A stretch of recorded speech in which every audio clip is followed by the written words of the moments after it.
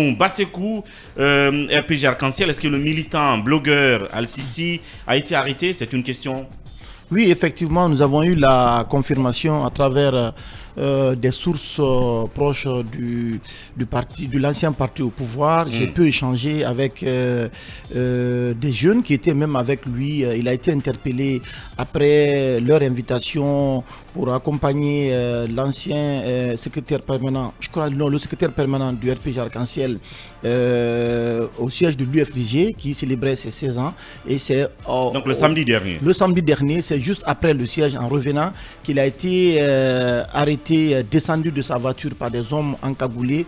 Et donc ce n'est que hier, dans la soirée, que les militants, les cadres du RPG Arc-en-Ciel ont appris qu'il a été déposé au PM3 de Matam, finalement. Donc ce sont ces méthodes d'interpellation extrajudiciaire que nous avons toujours dénoncées sous Alpha Condé et qui continuent sans convocation, sans mandat, absolument rien. Oui. Alors, qu'est-ce qu'on reproche à Al-Sisi, ce blogueur militant du RPG Arc-en-Ciel? On n'en sait pas trop, mais on le soupçonne d'être derrière certaines manifestations ces derniers temps à Conakry, ce qui n'est pas encore vérifié. Bien. Mais comme Lincoln l'a dit, ça pourrait précipiter cette guerre mondiale entre le CNRD et certains blogueurs aujourd'hui qui dénoncent la gouvernance du CNRD. Ce n'est pas approprié, ce n'est pas du tout intelligent.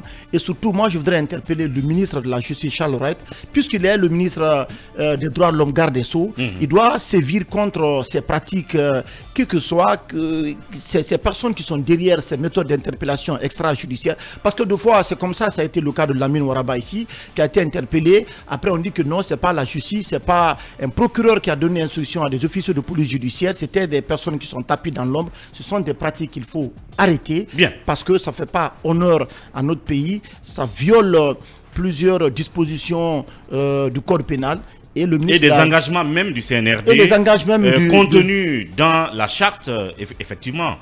Oui, et après, ce n'est pas un facteur qui stabilise. Bien. Ça vient aujourd'hui remettre sur la table les difficultés de rapport que le CNRD a avec certains partis politiques. Et on a l'impression que militer pour l'RPG Arc-en-Ciel, militer pour Alpha Condé, pour le moment, ces droits civiques et politiques lui sont pas retirés. Bien. On ne peut pas continuer à Est-ce qu'on sait où est-ce qu'il est? Vous l'avez dit déjà? Au PM3 de Matam, on ne peut pas continuer à inquiéter les gens parce qu'ils continuent de militer pour l'RPG Arc-en-Ciel ou que s'y tiennent le professeur Alpha Condé. Bien. Le CNRD doit pouvoir faire attention à toutes ces pratiques-là que moi je trouve des pratiques qui sont dictatoriales. Mamadou Dian Baldé, voilà. Merci Bassekou. Je veux dire le RPG qui devient de plus en plus l'adversaire direct donc du CNRD, et même si elle voulait éviter cette posture dès au départ, en même temps ces anciennes pratiques, malgré les engagements du CNRD d'en faire une rupture qui continue, intercepter les gens dans la circulation sans mandat, les enlever pratiquement, il faut s'en désoler. Oui, oui, c'est à déplorer, même si la Guinée, même en temps normal, c'est une démocratie hybride, à plus forte raison en cette période exceptionnelle. Je ne pense pas que malgré la profession de foi du colonel, que cette junte puisse faire mieux que le régime précédent en termes de droits humains, même s'il y a un bémol à cela quand on se réfère au bilan macabre de M. Alpha Condé, passé à son compteur. Il y a plus de 400 morts, donc je crois que ces pratiques sont à déplorer. Si M. Al-Sisi, dont moi j'ai demandé partout son nom, Bassekou, Lincoln nous disent que non, c'est son surnom. Je comprends que la Guinée, vous savez, on a le surnom facile. Il est arrivé des moments ici où quand nos équipes nationales arrivaient, il fallait revenir demander à chaque joueur comment il s'appelle, parce que c'était tous des surnoms brésiliens ou argentins.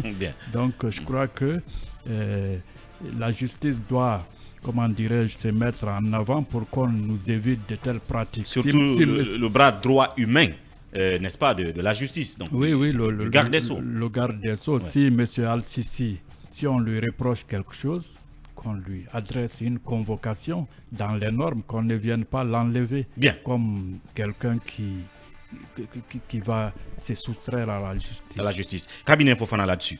Je pense que le caractère apartisan de l'État et de l'administration doit se faire valoir. Ouais. Il faut éviter de faire passer l'État et ça veut dire autrement le caractère neutre. Oui, le caractère neutre et ne pas... En français facile. Oui, et ne pas le faire, et ne pas le faire dans... Vous voyez, M. Gassama Diaby l'a sciemment dit ici, dans une de ses tribunes, qu'il faut éviter que le CNRD passe pour un partisan. Vous voyez, je pense que ce n'est pas le RPG qui devient un adversaire au CNRD, c'est plutôt le CNRD qui se cherche un adversaire. Vous voyez. Et cela s'observe maintenant, là, ça se voit. Que, bien sûr, voilà. Bien sûr. Mais c'est dans le deux sens, cabinet, parce que le RPG, jour après jour, devient de plus en plus...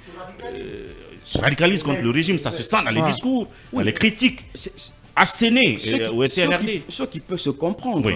Ce qui peut se comprendre. Tout à l'heure, vous avez dit que le CNRD a pris le serment de faire dans la neutralité et de faire dans l'équité. Bien. Vous voyez, et de ne pas se confondre dans un parti politique. Je pense que prendre coup pour coup les attaques du RPG, même en temps normal, dans un régime normal, les partis politiques d'opposition doivent commenter. Donc c'est à regretter, critiquer. Oui, c'est que les mêmes pratiques. On ne devrait pas arrêter si bonnement comme ça. Mais quand vous regardez le plus souvent, Ouri, vous vous rendez compte que ni le ministre de la Justice, ni moins le président de la transition ne sont souvent au courant de ça. Vous avez des gars qui sont là, parce qu'ils ont des leviers. Donc des zélés dans l'administration. Oui. Des zélés. Oui, mais le ministre de la Justice est au courant. Oui, les agents la relèvent de lui quand même. Il ne parle pas. S'il n'est pas au courant, est-ce qu'il a condamné? C'est là, c'est une fois. Waraba a été arrêté. C'est des conditions que vous connaissez. Il faut qu'il y ait d'autres. Est-ce que le ministre de la Justice a dénoncé en tant que ministre des Droits de l'Homme? Arrêtez. Oui, mais Lincoln. Ce qui se passe, c'est la justice qui est en jeu. Donc il est complice. Kidnapper les gens, enlever des personnes. Donc il est complice. Sans pour autant la réaction du ministre de la Justice, je crois qu'il doit être complice. Donc il y a une complicité. Arrêtons. Quelle est la différence entre le CNRD et le régime Alpha Condé? Il n'y en a plus. Les citoyens étaient enlevés, kidnappés. Aujourd'hui, ça revient de plus belle. C'est la méthode même sur le terrain, ça vous savez. Et aucun ministre de la Justice n'a dénoncé. Bien. Vous avez vu le cas de Waraba. Bien. La justice dit ne pas être sur le terrain. Bien. Mais qui le fait? Bien. L'État quand même. Merci Lincoln. Oui, cabinet va terminer vite fait. Oui, cabinet, on termine là-dessus. Monsieur Lincoln, de se départir de cette vision messianique de la justice, il faut ouvrir les yeux. Oui, parce que... C'est-à-dire cette vision messianique pour se dire que oui, il est au courant de tout. La justice doit être là pour tout résoudre. Bien. Non, parce que... Bien, oui, alors, cabinet, on termine. On est en République.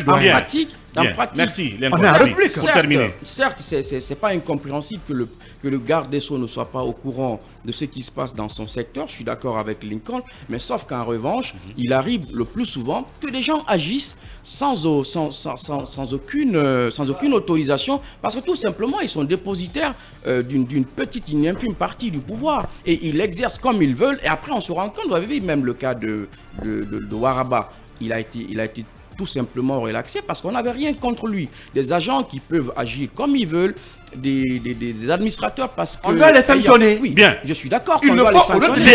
Bien. Je suis d'accord qu'on doit les sanctionner. Cabinet. Sauf qu'il faut aussi faire remarquer que le plus souvent, ni le garde des Sceaux, ni ceux qui sont... ceux-là qui incarnent politiquement, vous voyez, et ces charges-là ne sont au courant. Merci, cabinet. Merci, cabinet. Vous qui êtes politiste, sachez qu'il y a ce qu'on appelle le deep state. C'est-à-dire un État parallèle dans des pays comme le nôtre. Bien. Donc c'est eux qui agissent ainsi. Exactement. Thank you. Oui, Emmanuel là-dessus, en 30 secondes. Moi, oui. Il y a 30 secondes. Il y a le fait que déjà, je suis d'accord avec le doyen que il faut sortir de la naïveté de penser que tout le monde est au courant de tout, ou que en terrain politique, évidemment, tout va se faire dans les règles de l'art. Je suis pas d'accord. Mais je voudrais quand même ajouter aussi une information, c'est qu'il n'y a pas longtemps, je pense que c'était en début de semaine passée, il y a eu une manifestation pour le retour du professeur Alpha Condé. Je sais pas, c'était voilà.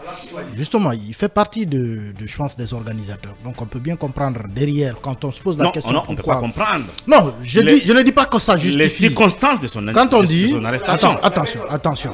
Dans quel sens vous voulez comprendre? Non, vous pouvez comprendre. Justement, permettez-moi, vous essayez d'embrouiller. En 30 secondes. Ce que j'essaie de dire, c'est que quand on se pose la question de savoir pourquoi on l'a arrêté, qu'est-ce qu'il a fait, bien. Je peux dire que puisqu'on arrête les gens parce qu'ils ont organisé des manifestations, oui, c'est peut-être pour cela. Ça ne veut pas dire qu'on comprend les circonstances dans lesquelles il a été arrêté. Bien. Un citoyen, il est arrêté conformément aux règles de procédure. Et ça, c'est écrit, c'est consigné dans un livre qui est une sorte de Bible de Coran pour les juges. Merci. Malheureusement, on le foule parfois au sol. Et ceux qui le foulent au sol, ils arrivent devant. On a vu le cas de Lamine Ouaraba. Quand les procédures ne sont pas respectées, ils retournent à la maison. Tout donc malheureusement, les deux régimes s'équilibrent. Est-ce que ça se dit comme ça, Talibé? Je pense quand même qu'il y a un lien avec cette manifestation. Bien. Le régime Alpha et le CNRD, sur cette méthode-là, se neutralise. Quand on parle d'un État... Parce que par le passé, on a déjà vu. D'une sorte d'État parallèle. Oui. Donc, il s'agit en fait de gens qui agissent, prétendent ou agissent au compte du régime, au compte du système, mais qui prennent des initiatives personnelles qui en réalité... Comme le brouilleur national par exemple. Le plus souvent à se faire aimer, à se faire apprécier. Et donc, ce type d'arrestation-là, on pensait en avoir fini. Mais c'était de la naïveté. Parce que, en général, et on l'a vécu dans les transitions antérieures, ces opérations extrajudiciaires sont davantage légion sous les différentes transitions. Bien. Donc, si Al-Sisi est fautif de quoi que ce soit, on connaît il y a la procédure judiciaire qui indique quelqu'un qui va jusqu'au siège de l'UFDG. Est-ce que c'est quelqu'un qui est caché? Il n'est pas caché. Une procédure en une journée aurait permis peut-être de le convoquer et de l'entendre sur les griefs qu'on a contre lui. Parce que Aboubacar, aujourd'hui, c'est Al-Sisi qu'on appelle Mamarouri. Aujourd'hui, c'est Al-Sisi qu'on appelle Moussa Mara. Demain, c'est moi. Après-demain, c'est toi. Et c'est un autre. Donc, c'est des pratiques qu'il faut condamner. Et la justice, normalement, lorsqu'il y a ce type d'arrestation, le juge doit avoir le courage de renvoyer la personne à la maison parce que la procédure n'a pas été respectée. Merci Talibé, c'est pour cela que chaque matin je monte avec la charte dans ce studio. Malheureusement je l'ai oublié ce matin parce qu'il y a une partie qui dit quand même que quelle que soit l'urgence, on ne peut pas justement enfreindre à la règle ou sinon priver les gens de leur liberté. Demain sans doute on pourrait revenir là-dessus.